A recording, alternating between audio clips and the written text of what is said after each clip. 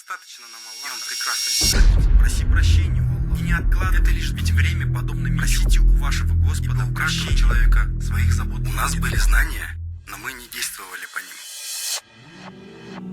ним. Давайте поднимем сегодня такую тему, как неумение хранить аманат, тайны.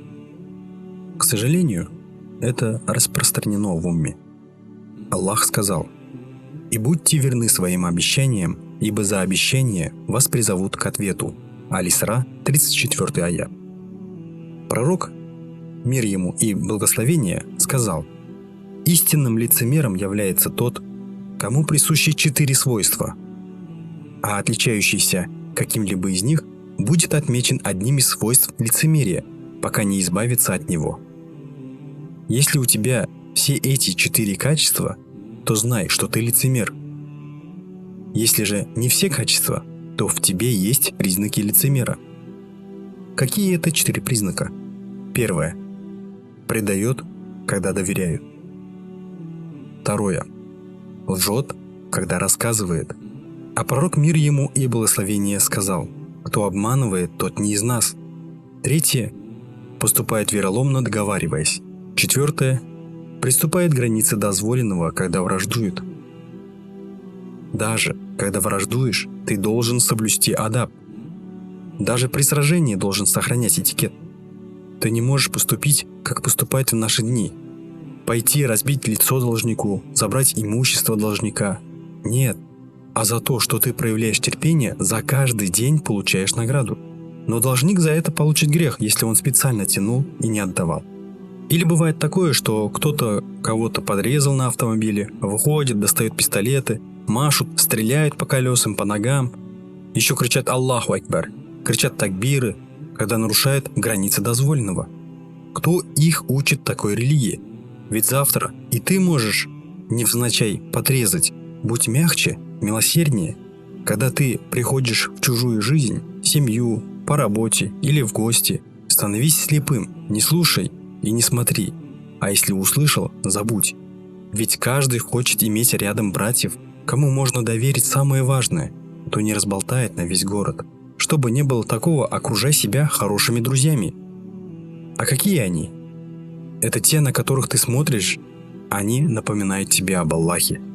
Ты смотришь на их адаб, как ведут себя, и это напоминает тебе об исламе и о сунне. Был такой случай. Приведем пример. Один шейх решил развестись с женой, и когда у него спросили, почему, он сказал: «Я не могу вынести спор из дома». А когда прошло определенное время, у него спросили: «Сейчас-то расскажи», он ответил: «Теперь она посторонняя сестра, секреты которой я не могу раскрыть. А у нас как? Развестись не успели, а у меня жена такая, сякая. Это же мать твоих детей. Сохрани ее честь, сохрани свою честь. А как нас учит ислам? Либо оставь, либо разведи благом». Это очень хорошее напоминание для нас. Также можно привести еще один пример. Как-то пришла женщина, пожилая, к шейху, и когда она говорила, у нее вышел воздух, и она почувствовала неловкость. Знаете, что сделал этот шейх? Он попросил говорить ее громче, так как он плохо слышит. Она в итоге успокоилась, решила свой вопрос. Со временем эта женщина умерла.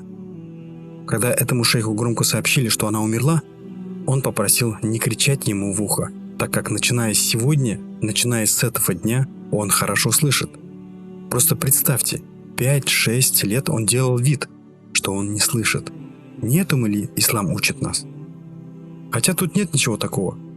У одного сподвижника, когда были газы, люди засмеялись.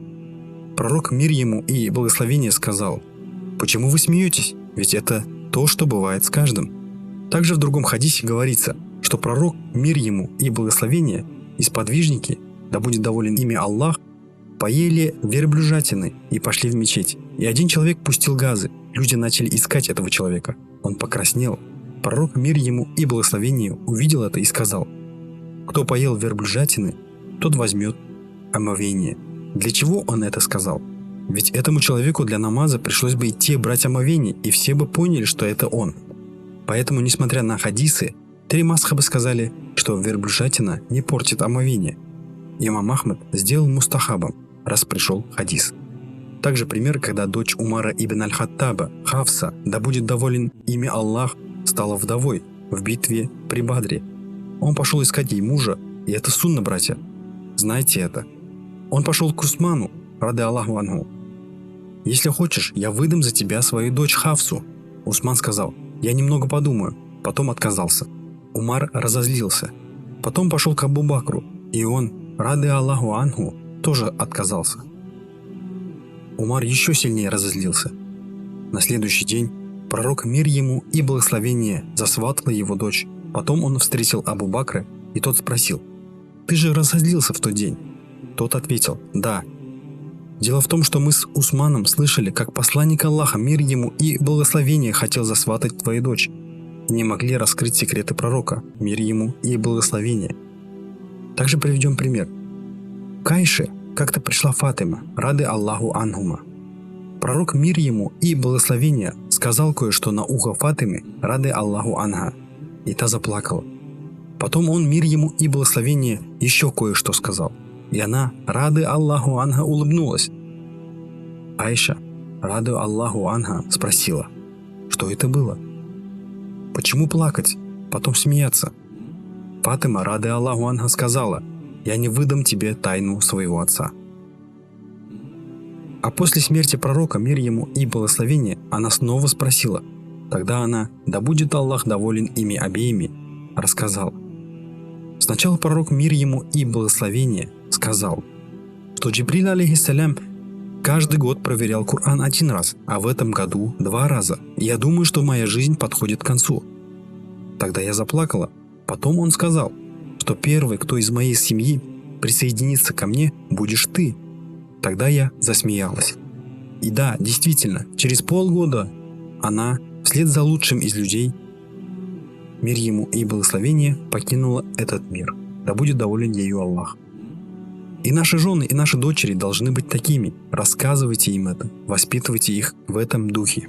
Во времена пророка, мир ему и благословение, и дети хранили тайны лучше нас. А нас, рады Аллаху анху, будучи ребенком, как-то не пришел домой вовремя, и у него спросила мать, где он был. Он сказал, что по поручению пророка был занят каким-то делом. Она спросила, что за дело? Он просто ответил, это тайны пророка, мир ему и благословение. Что сделала мама? Она не стала, как современные мамы, давить. Расскажи мне, я мама, мне можно. Она сказала, рады Аллаху анха, сынок, храни тайны посланника Аллаха, мир ему и благословение. Вот это воспитание, субханаллах. Сильные родители воспитывали сильных детей. Также, дорогие братья и сестры, знайте, что в наихудшем положении будут те, муж или жена, которые раскрывают тайны друг друга. Давайте станем верными людьми, хранящими аманат, и не будем есть недозволенное мясо своих братьев и сестер. Ешьте дозволенное мясо. Барак Аллаху фикум. Пусть Аллах даст нам много блага посредством этого маленького наставления. Да благословит Аллах и приветствует лучшие создания в мире, нашего брата и господина, пророка Мухаммада. Вся хвала Аллаху, Господу миров.